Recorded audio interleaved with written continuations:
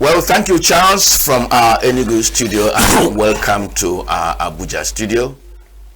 This beautiful Thursday morning, my name is Nnpp. We're still dealing with issues in the Nigerian polity. And this morning, we'll be looking at the crisis in the new Nigeria People's Party, Nnpp. There are reports that there have been a change in Obatin.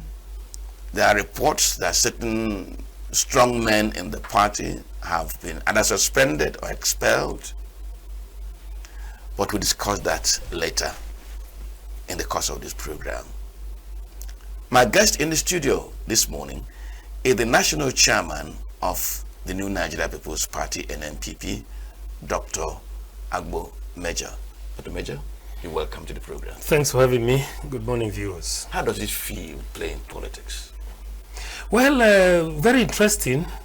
You know, everything about politics has to do with governance, you know, and governance is about the people. No society survives if there is no effective government machinery in place. And so, but the process of providing this governance is what politics is all about, you know. And so any society that says politics is not an interesting thing, that society is heading for doom, because people have to be led, people have to lead them, and people have to agree to key in to be led. And so it's been quite interesting. Personally, I've had over close to 30 years, you know, since the return of democracy in this Fourth Republic. I've been around over time, you know. I've been with my party. Of course, I haven't had the reason to jump from Nnpp to any other political party since it was registered in 2002. I also have led other associations in very high capacity. You know, I've been spokesman of the Conference of Nigerian Political Parties in the past when it reigned, and then when it changed to the Interparty Advisory Council, I am a founding member of the IPAC, you know, and I have led as publicity secretary over time. And so I can tell you that it's been quite adventurous, you know. I'm not sure there's anything that's as interesting as politics as it stands now. As politics? Yeah, as it stands now. Now, democracy, like the one we practice, thrives in freedom of association, and that seems to be playing out in so many political parties being formed in the country. But I have a worry that instead of these parties being formed on the basis of governance style, approach to providing all this you've mentioned for the people, parties seem to be formed around political personalities.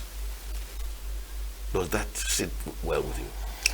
Not really. But like I said, you know, democracy is even the advanced ones, you know, they still describe them as work in progress. It's not a one-night stuff. The changes you are expecting are not things that would happen in a matter of minutes or hours. But as it is practiced, you know, changes and adjustments would continue to be made. I am worried about what you just said. I didn't know that you media people are also looking at it the way we are looking at it, but you know, it's our colony. And so we shouldn't be the ones raising it. Our job is to develop what is required, you know, to continue to mitigate it. But we know obviously that it is dangerous. And one thing that you need to understand is that it is no longer a political party if everybody belongs to the same line of thought. The whole idea is to have people come from various segments with different interests, different orientation, different thought patterns and all of that. The job of the party and its administrator is to be able to harmonize these different thoughts, these different orientations and all of that, and make them key into the vision and the objectives of the party. That has been the problem. The crisis you are seeing within so many of these political parties, like you rightly have said, is when people see themselves as people without whom the parties won't be alive or something like that. We have had, maybe in the course of the discussion, like you rightly have said, when we narrow it down to Nnpp, I'll be able to tell you in details, you know, the experiences we've had with certain individuals. Nnpp almost immediately, because Nnpp it made its first impact really at national level with the concept of Kwankwaso in Kano State. It became a kind of fire sweeping all through Kano State, and the linchpin, the personality driving that fire was Rabbi Musa Kwankwaso. And Rabbi Musa Kwankwaso seemed to have been the person who founded and the soul of Nnpp. Will I be right that Kwankwaso and Nnpp are in fact Kwankwasoism? No, that's not correct. And like we often say on air, each time we have opportunity like this to us, because most Nigerians, you know, the attitudes of us is that over 50 to 60% of us do not bother about what happens in governance. We only come to cry when things go wrong. We fail to understand that the air we breathe into these political parties is what determines what they do if eventually government is formed at any level. Like we have formed government in Kano at the state level now. Let me let you know, and also let viewers know that Nnpp as a party is about 24 years old today. It was founded in the year 2002 as an offshoot of what is called the National Association of Government Approved Freight Forwarders. They are a body of maritime practitioners in the logistics mainstream industry, you know. They are found across all the border points in Nigeria, the seaports, the airports, the land borders, and all of that. They facilitate cargo handling. You know, that gave birth to Nnpp. The Nnpp was registered on the strength of its membership in 2002. You need to mark my words very clearly. And Kwankwaso joined us in 2022. The implication is that the party was there, you know, for about 22 years before he came. I just want you to repeat that, because the impression, which I've in fact repeated here now, is that Nnpp is Kwankwaso. Indeed, Kwankwaso was a joiner. Yes, I am telling you without any worries, unequivocally, that the party was there in existence for 22 years before Kwankwaso joined as a Nigerian. And during those 22 years of its journey, the party never reneged in doing what it needed to do as a political party. For every election cycle, it fielded candidates, not just candidates, but candidates that had the capacity to win. Of course, you know, we have a very skilled political system, electoral system that is just not favorable for you if where you are coming from is not strong enough to deliver you. We fielded great Nigerians like the likes of Kalu Idika Kalu. Of course, we fielded Kalu Idika Kalu in 2007.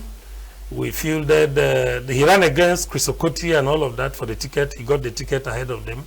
He was our candidate for 2007. In 2011, we had a Harvard-trained economist. They call him Alhaji Dr. Galtima Liman from Borno State. We brought him all the way in to come and run. And then in 2015, 2015, we had Barrister Fred Akokia. These are distinguished Nigerians who have carved a world for themselves in politics, you know. And these were people who came and added value to the party. One thing that Nigerians need to know is that our party has always been the party of the ordinary people, you know. And all this period, we did what we needed to do as a political party because of the heavily monetized nature of our body polity. We tried to see, like it's practiced in other advanced democracies, we tried to see where our powers were able to take us to. We were not really interested at the center, but of course, as a political party, we didn't want to shut out anybody. So those who came with the intent to run for the center had the opportunity to run. But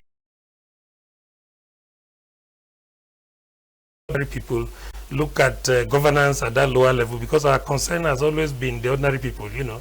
So all along, we've always fielded candidates for the smaller elections, local government elections, of course, which you know has been under the total influence of governors until recently, when the Supreme Court made deliberate moves to take it out of the news of these governors and all of that. So we had won elections before 2023 when they came. We won seats in Bauchi State. There was something with it. On the way to 2019, I advised, then as the National Secretary, I advised the top management level of the party that what we needed to do in view of paucity of resources and all of that, we needed to just take a few states, maybe two states across each of the 6 geopolitical zones, to see what we could do. Yeah, exactly, to see what we could do. And we had Bauchi and Gombe from northeast. We had Imo and Anambra from southeast, like that. And eventually, we made very groundbreaking advancement in our quest for power at the lower level. We got seats in Bauchi State, both National Assembly seats and State Assembly seats. That kept the party afloat. Remember that during these 22 years that I'm talking about, at a point the parties rose up to about 92. And each time new parties were registered, and then an election cycle comes and go. The law is simple. As a political party, you must win election. That's your business. If you don't win, the law is very clear. You get delisted. So there were a series of delisting exercises under Jega and then lately under Mahmoud. So at a point, there were 92 political parties, but because we knew what we were doing, we won election in Bauchi and all of that, the parties were delisted, leaving only about 34 or so. And you kept surviving. Yes, we kept surviving. And so by the time we started preparing for 2023, we were now saying, okay, that having tested, the efficacy of our manifesto and all of that across Bauchi, Gombe, and it was now time to spread across to other parts of the country. So just as we were working on that, the TNM, that is the national movement, and the Kwankwaso group now approached us. We had series of consultations, series of meetings, and then the final meeting that gave birth to the marriage was held at the country home of the founder of the party, Dr. Boniface Okechukwu Anebunam, at the suburbs of Oka, they call the village Umuawulu, where we agreed in principle and as gentlemen that we could let them in. We signed a tripartite agreement between the political party, that's Nnpp, the TNM national movement, and then the Kwankwaso group. So each time I hear people allude to the fact that, or rather, each time I hear people say that without Kwankwaso, the party, just like you have said now, I just know that probably, maybe because you haven't been following the history of Nnpp, but I'm sure that today now, you already know that this is a party that was there afloat for 22 years before the TNM and the Kwankwaso group came. Well, we had that agreement signed, and just shortly after that, we had that memorandum of understanding just to allow them come in, because it was too close to the election. So we needed a gentleman agreement to open the windows for them to be able to come in, not only to run for election, but to also be able to present their people and get them filled into, critical party positions and all of that. That was the whole idea behind that MOU. But shortly after that, the TNM fizzled out. The TNM is a body, or rather was a body of very strong-minded Nigerians, who knew their onions. And so they just concluded that Rabbi Musa Kwankwaso is not the kind of character that anybody would want to continue with. I'm going to come to that. Okay. When you came in, I congratulated you on your election as the national chairman on the 5th of February. On the 8th of February, you said that Kwankwaso and his group remained suspended.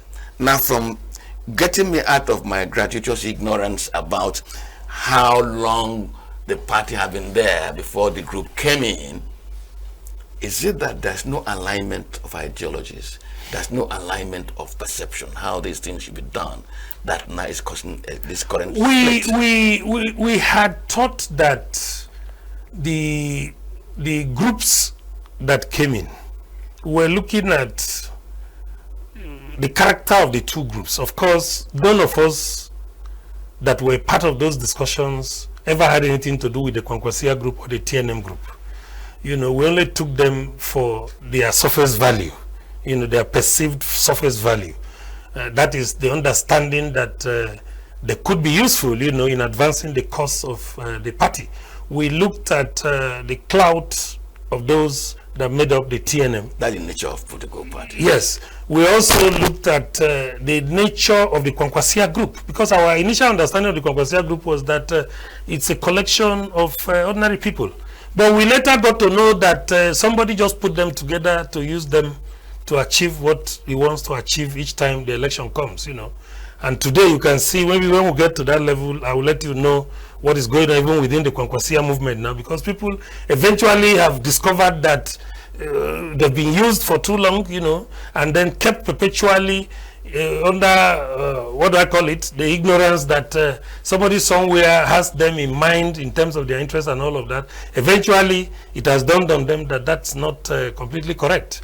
The TNM could not survive because, like I said in my opening remarks, it's a group, or rather was a group of serious-minded Nigerians that you can identify. Any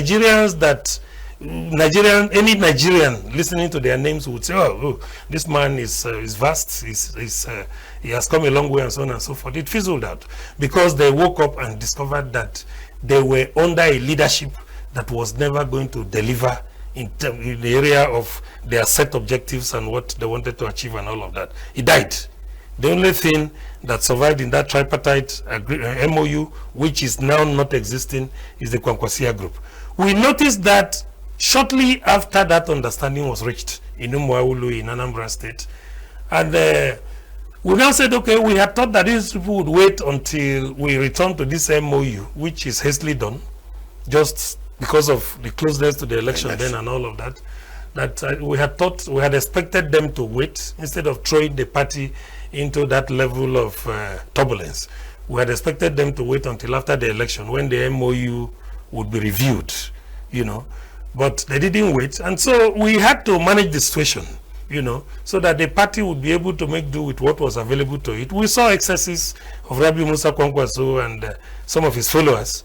We saw dictatorial tendencies from them. We saw corruption. We saw a lot of things which were alien to us before they came, and that opened our eyes to now get to know that these people do not practice what they preach, and so we now said, okay, after the election, we would go back to talk. But before the election ended, we already had gotten tired of all of it. And so what we simply did after the election was to terminate the MOU.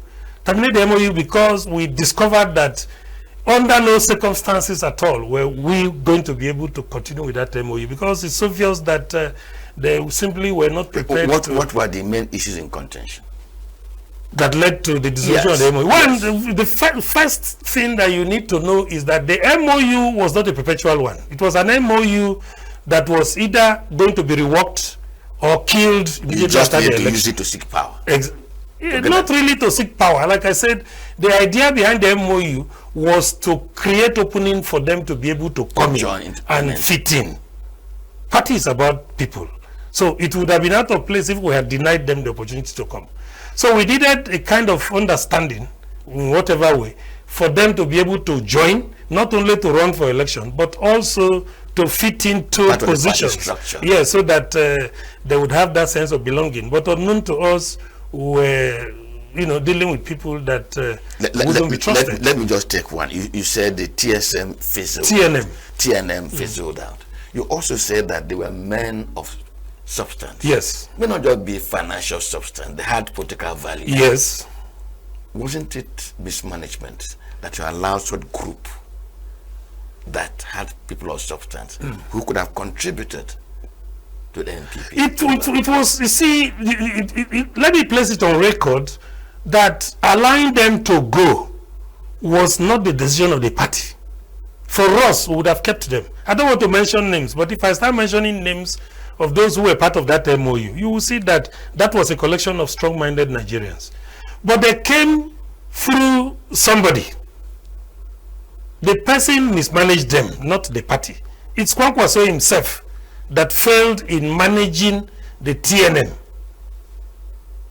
that resulted in its death, not the party. Left to us, wouldn't have allowed them to go, because these are strong-minded Nigerians. I don't want to mention names, but we had a lot of governors, past governors, we had a lot of past ministers, we had a lot of people who have served this country as ambassadors and so on and so forth. So which serious party would have that cream of people and would want to let them go?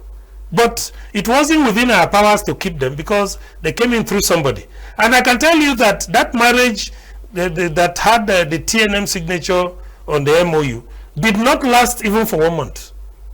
So we were even yet to know them and to even listen to them. If they had stayed for like 3, 4, 5 months, we would have been able to make inroads into knowing them as individuals.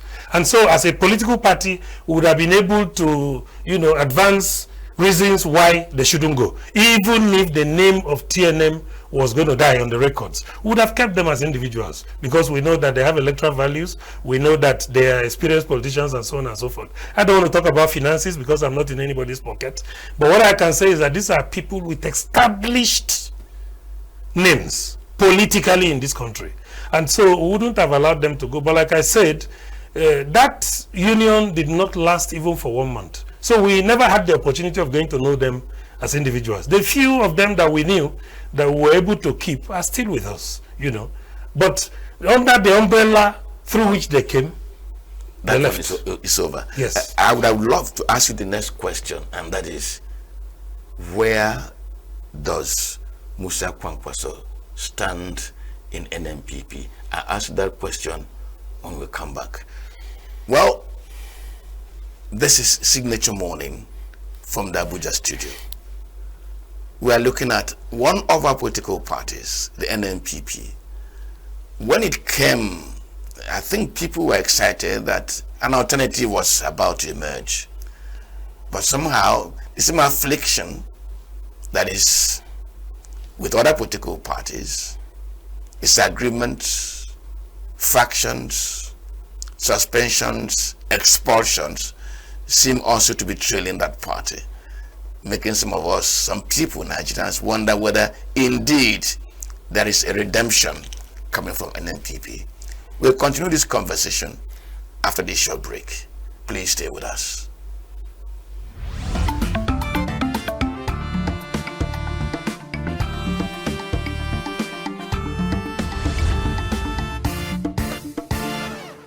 Yeah, there is no way you totally eliminate alcohol in the society like Nigeria, you understand?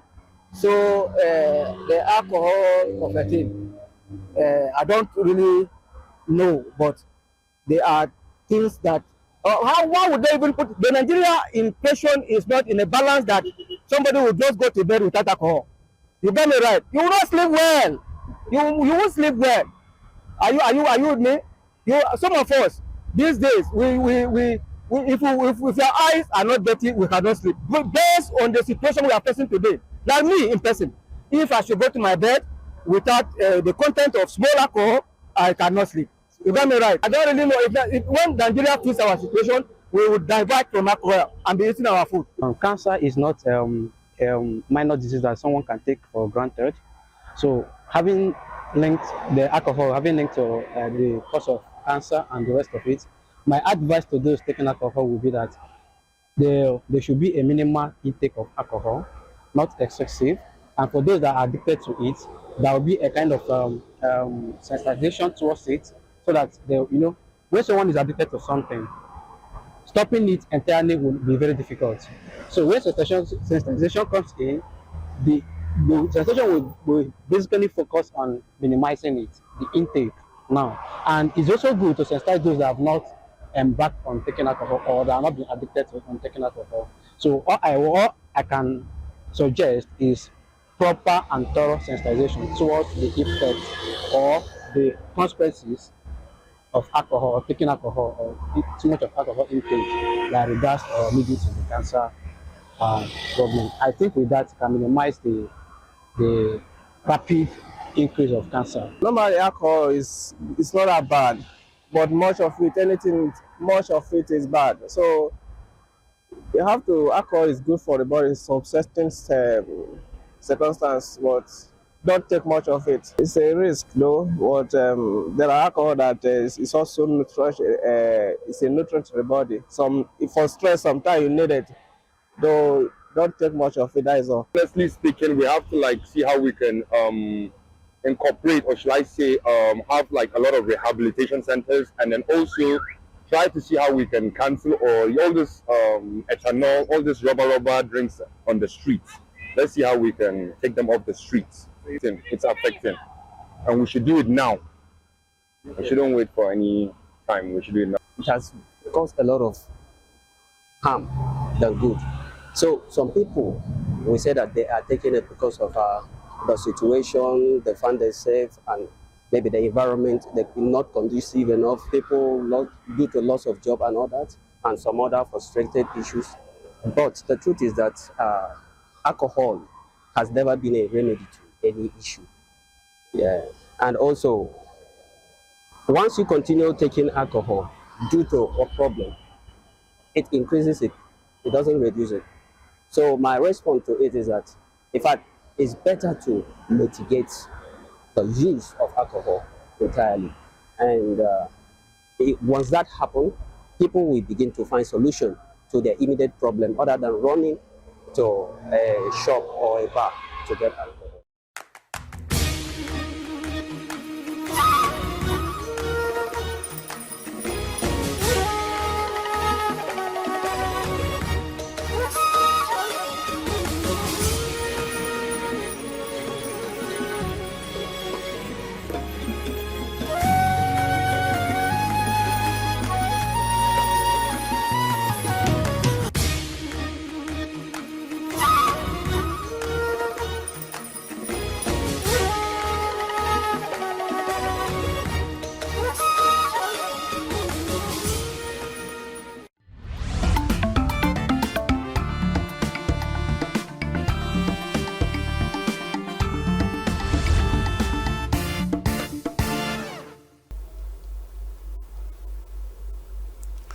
Well, you're welcome back from that rather lengthy break. We're also trying to create some education for the public in respect of how we should not abuse alcohol, because we're told that it can also cause cancer. I still have my guest in the studio, Dr. Agbo Major. I was off camera, I was asking Dr. Agbo Major whether he should not be Dr. Agbo General. Can I give you a pip? Well, I replied to you by saying you could also refer to me as Dr. Agbo Colonel. It depends on what you want. Now, Dr. Agbo, before we went on this break, I said I was going to ask you, where does Kwankwaso stand in the party? But before I ask you that question, in the Second Republic, if you got to the party of UPN, you had people like Ajinichukwu who had responsibility of maintaining party doctrine, party ideology, and membership of the party tended to school their members into those values. Their ministers would not operate outside of those values. They call them to order. Their governors will call them to order. But these days, political parties seem to be an aggregation of all manner of thoughts, creating dissonance. Is Nnpp not suffering the same fate? No, that's not really. But before I even go to that, let me let you know that if you want the parties to stay precisely on one lane, yes, in terms of ideology, yes, in terms of orientation, in terms of thought patterns, it will be difficult for any party to make any progress in this country. Why am I saying this?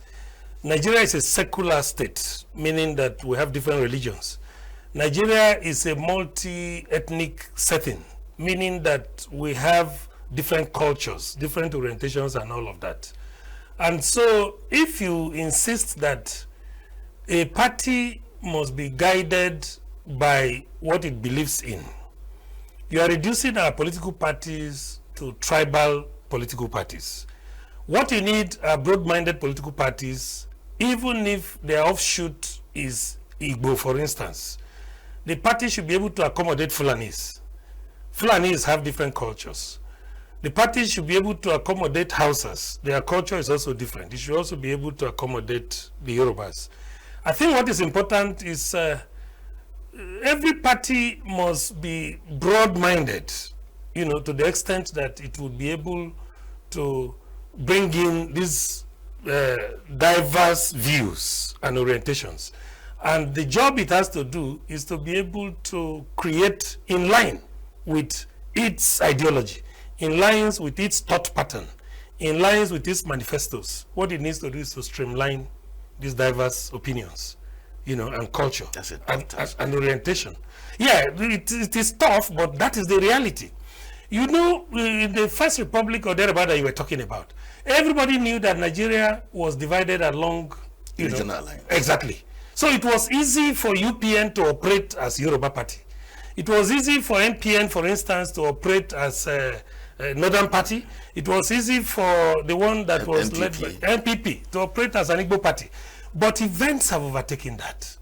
We have become more, you know, more mesh. Exactly. Together. Yeah. So it is no longer right for political parties to think that way.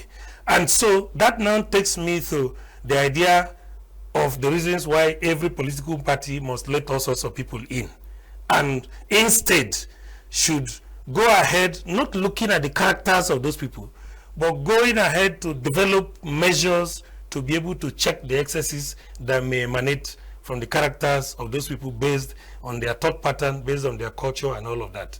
So let us not go back to that. You know, it's very easy for people to make allusions that our political system was stable during the First Republic and so on, but it is, they don't seem to understand that we were not as diversified as we are today. We're not as complex as we are today. We're also not as mindful of our religious and ethnic identities as we are today. Today we are looking beyond all of that. We are now saying, how do we come together as one? So for you to be a political party, you must develop enough measures to be able to aggregate the views of all your members, irrespective of their orientations, you know, irrespective of their cultural affiliations, irrespective of whatever are the obvious differences. With all this effort that Nnpp has made, that was why it allowed the Kwankwaso group to come, the TNM group to come.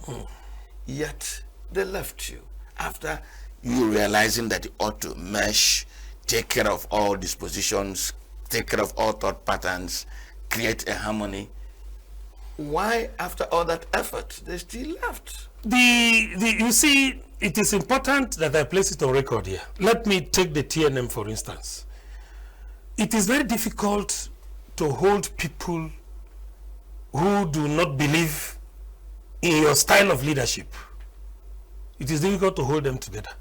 It is also difficult to hold people before whom you see yourself as an inferior person, to hold them together.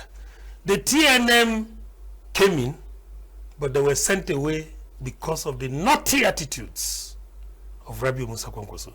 Like I told you, these are people who had served as governors even before he became governor of Kano State. I will continue, the temptation to mention names will continue to come, but I will continue to stay away from that. Serious-minded people. So I told you it was our desire to have kept them because of the reservoir of experiences and all other values that could be added from them. But we were not able to keep them for two reasons, and I have mentioned them today. One, they came through somewhere and left within the first 1 month of the consummation of that MOU. We were not able to have direct access to them as individuals. The few we had access to, we brought them back, and today they are still with us in the party. The Kwankwaso group, like I said, is a group of people that sees one human being somewhere as a demigod. Are you getting what I'm telling you? So if he says move, they move. If he says stay, they stay. But the TNM were not prepared for that. That is why, as soon as they noticed that he was not serious, they had to leave to go and do other serious things. But the Kwankwaso group, like I said, is a bunch of, like you use the word indoctrination. I think that is the appropriate word to use. A bunch of indoctrinated people who just believe that one man somewhere is their God that must be listened to, whether what he's doing is right or wrong. That's why they're. But like I said, there's an implosion within the rank of the Kwankwaso group as we speak today. That may be a topic for another day, but if you want me to touch it, I will briefly touch it. Kindly. That the Kwankwaso family, the so-called Kwankwaso family, as we speak to you now, is going through a lot of turbulence. You know, you've seen a lot of things, critical Kwankwaso stakeholders, you know, getting out willingly on their own. We have had even somebody who was president of the Kwankwaso group, they call him De Gaulle, who came in with this present government in Kano. He was commissioner. He left. Somebody who was Kwankwaso president, worldwide, he left on grounds that these were not the ideas behind the formation of the Kwankwaso group. Look at the SSG that they just threw out. Dr. Bapa Bichi, that they just took out. Critical Kwankwaso person. So a lot of them, I don't want to, because if we have to devote time mentioning them, I'm sure we won't get out of this place, and this 1 hour will not be enough. But what I'm trying to say is that we brought in people that never had the interest of the party at heart. Their mindset was, what do we do to further expand our territories? Influence and control. And yes, if you say influence and control, I think that's those are positive words to use. You know, a territory that they can continue to exert their nefarious control over. That is the appropriate thing to say. So that is why the TNM could not stay, because they discovered that they were under a wrong leadership. Dr. Mayor, let me put the question directly, and that's what my viewer expects me to do.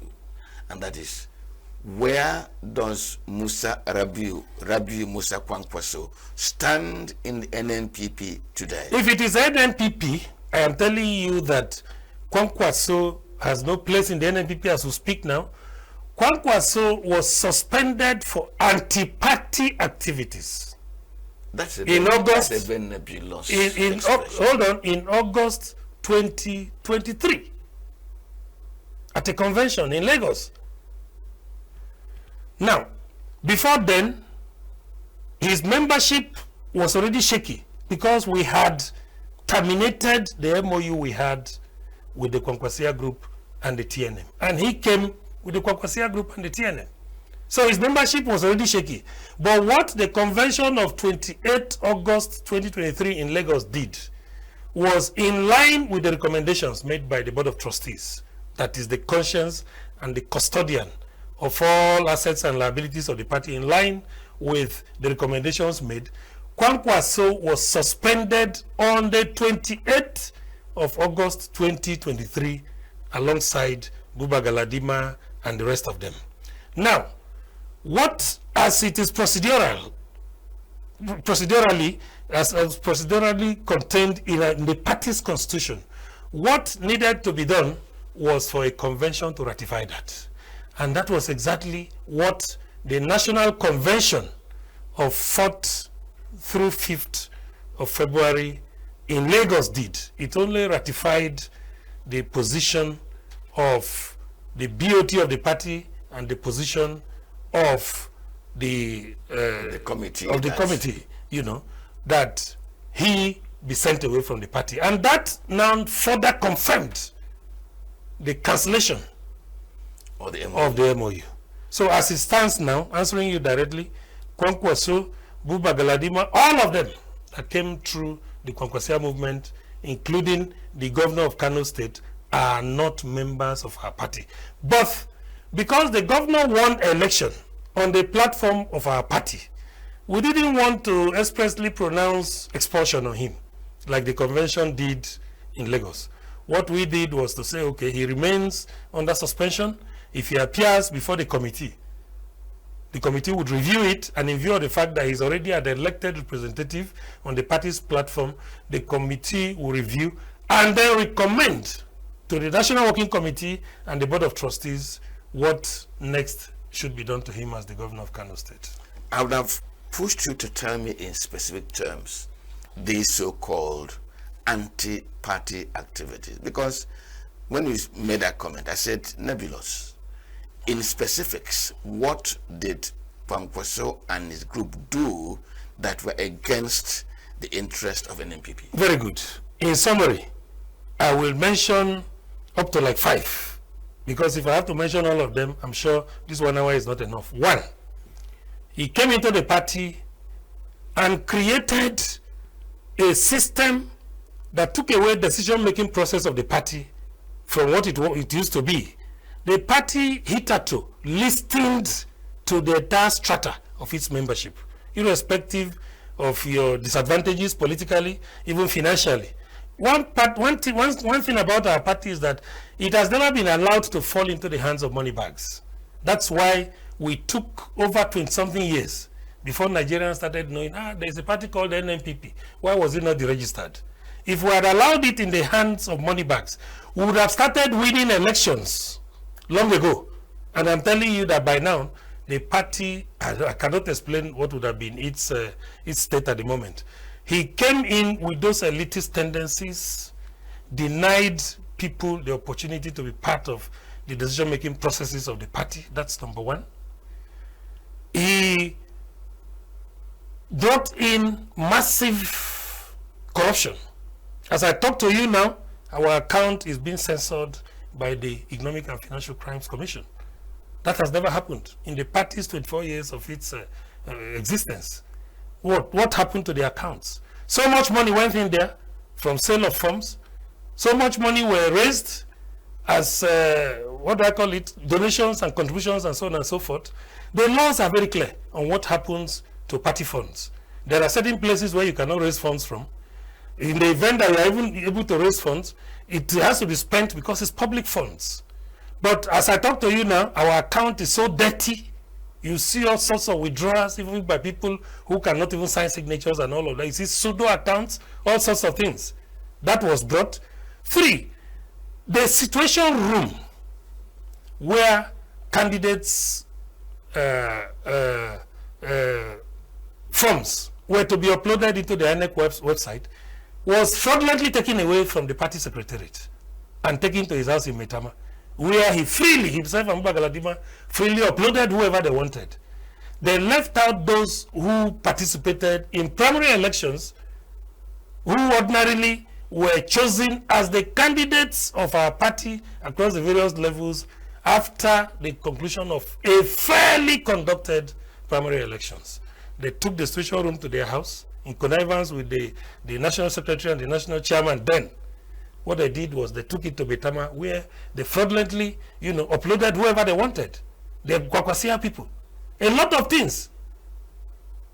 So we have mentioned 3 now, 3 terrible things that has happened to us in Sikkim. And above all, he took on the founder of the party, Dr. Boniface Anebunam, who tried to be good to him, who rescued him from political oblivion. He was going down. Before he came to us, he went to a court party. He was turned down because of this crave to want to take over what you haven't been part of. He went to a court party. He was turned back by Nalado. He went to NRM. He was turned back by late Senator Dansadao. He went to PRP. He was turned down by Bello Falalu. He came to us, and in Dr. Anebunam's usual magnanimous style, he said, okay, well, let's just, they said politicians can be trusted, but let us just trust you and give you an opportunity. Let us go.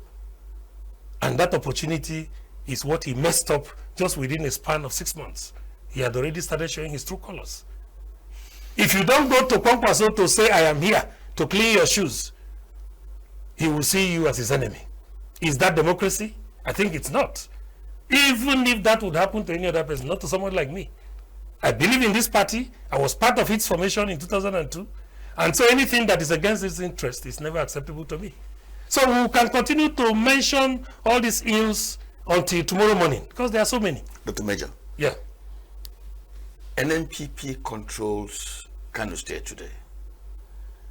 From this conversation, the governor himself doesn't seem to be standing on very solid grounds with the party. He's not.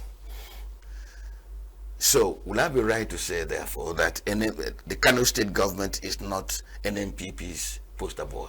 You will not be wrong to say that. I would rather say you are right to say that for two reasons. One, the governor, as I speak to you now, his status as a member of the party is shaky. That's one.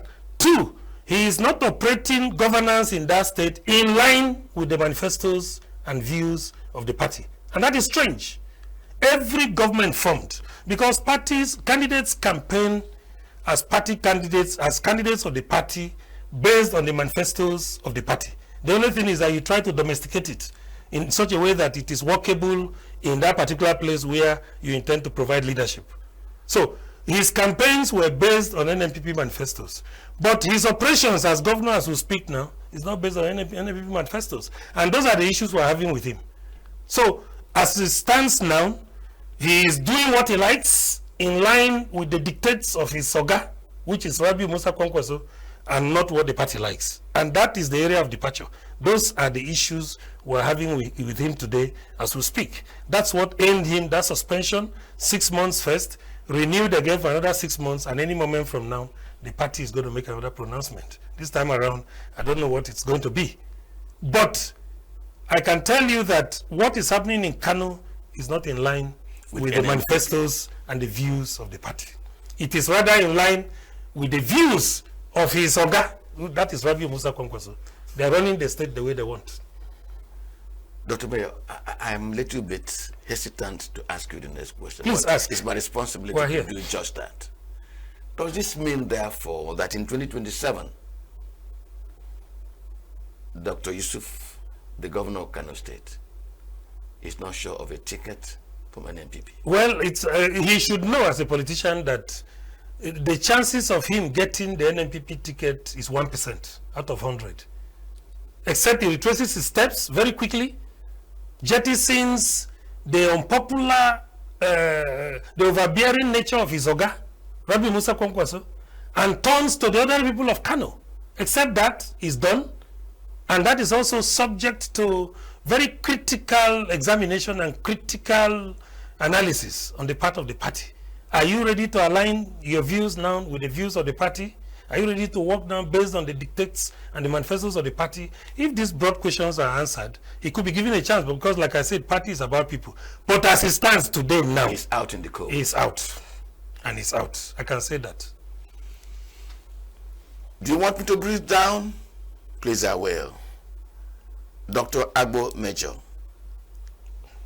two high players in the Nigerian political turf seem to be out in the cold. He says Rabi Musa Kwankwaso is done with Nnpp. We are done with him, not that he's done with us. In fact, they are done with him. Yes. And then the governor, who looks forward to a second term, might as well kiss that ticket a goodbye. Well, Charles Dickens, as I always say, will say, ask no questions and be told no lies. But I've asked questions and I wasn't told lies. I was told the truth. And so on your behalf, let me thank the national chairman of the New Nigeria People's Party, Nnpp, Dr. Agbo Major, for being our guest on Signature Morning this morning, Thursday, beautiful weather in Abuja. And I hope it will also be a great day for you ahead. Dr. Major? It's my pleasure. Thanks for having me. Thank you very much. God bless Signature TV. Thank you very much. Yeah. And from Abuja, please enjoy the rest of the day and good morning.